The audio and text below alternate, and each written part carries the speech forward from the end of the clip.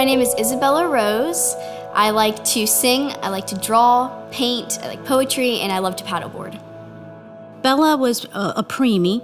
She tried to actually come out at 23 weeks. They found out I had to be on bed rest until she was born.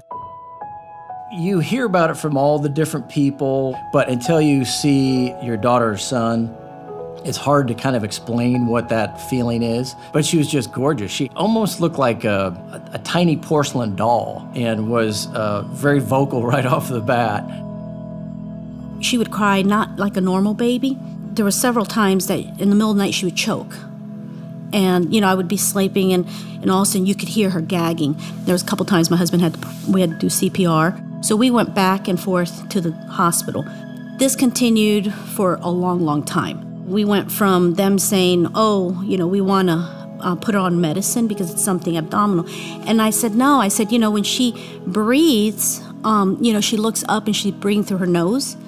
And the food was coming through her nose. She wasn't sleeping at night. So by her not sleeping at night, I wasn't sleeping at night. The doctors would say, hey, she's going to grow out of that. She's going to be okay. And as she did, then she became better when she went to solid foods and whatnot, but it was still, something still wasn't right. And then when she started to learn how to speak, there was a definite, people can kind of mask it and say, oh, she sounds fine and this and that, but the reality was she didn't. It made me feel real bad. It made me like, I felt like I failed because I couldn't figure out what was wrong with her. I couldn't help her. I did everything to try to help her. But I remember talking to people and them just not understanding. And it was kind of like, oh, what did she say? Not wanting to be mean, but like, oh, what'd she say? Oh, I'm sorry, I didn't catch that. Why'd she sound like that? Then they started making fun of Isabella because she wasn't pronouncing, so they would mimic her, how she talked.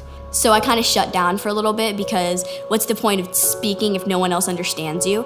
And it was really frustrating because we knew, and as Isabella got older and her speech, or at least her vocabulary got bigger, she got more and more frustrated because she was smart, but she couldn't articulate exactly what she wanted to say. Our first introduction to Shriners Hospital in Chicago was through Mr. Dick Anderson. Mr. Anderson is a good friend of my family. He found out that, my baby had some sort of something going on, and it was cranial. He approached me and said, why don't I give you some paperwork and we'll have her, looked at. And I had no idea where or anything. I didn't know he was a Shriner. And I didn't know anything about Shriners other than the whole Shriners organization. I was not familiar with Shriners Hospital and not familiar with Shriners Hospital of Chicago. And so we came here that day without being too, using hyperbole and whatnot. It was a life-changing experience. I didn't know what to expect. I walked in and it didn't look like a hospital to me. Kids running around everywhere and, it just seemed like a real happy place. It was nothing we've ever experienced ever in our life, any doctor's appointments like that. And we're all sitting there, and Bella starts talking. She started speaking, and she looked at me and she cried, and she didn't want to. And they looked and took 2 minutes to look in her mouth, and they said, "Your daughter has a submucosal cleft palate." It felt like the whole world came down. Everything I suffered with her, it just finally someone told me something was wrong with her. It was a very emotional day, and I do remember that she cried saying, "Why didn't we know this sooner?"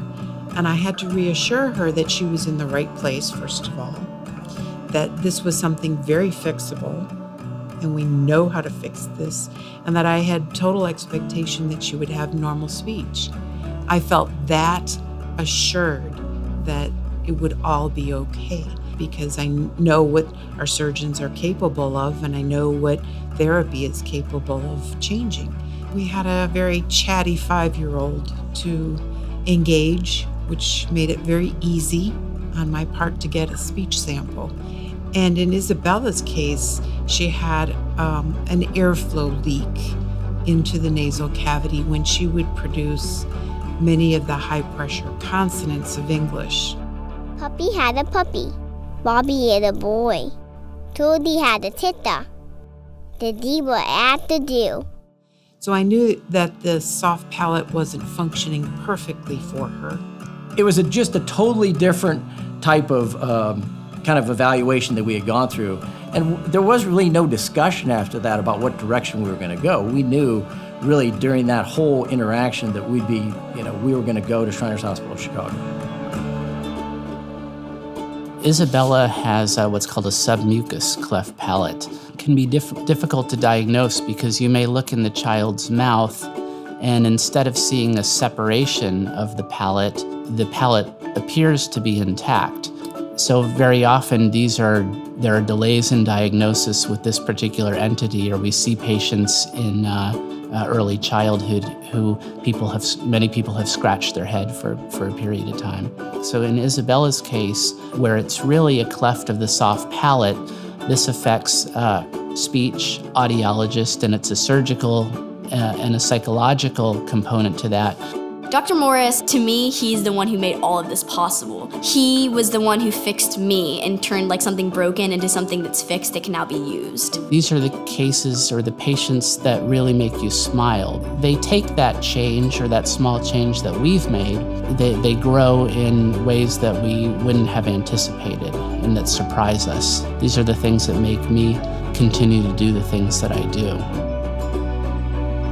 It is ironic that one of her skills now and one of her passions is singing because she had such a challenge to even speak before.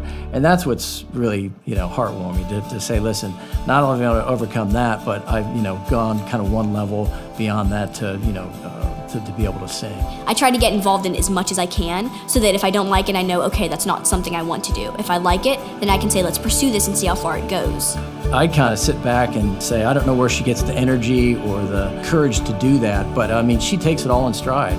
You look at her as a parent and I'm just amazed. I'm amazed that, I have this beautiful 13-year-old who wants to make a difference in life. I'm real proud of her.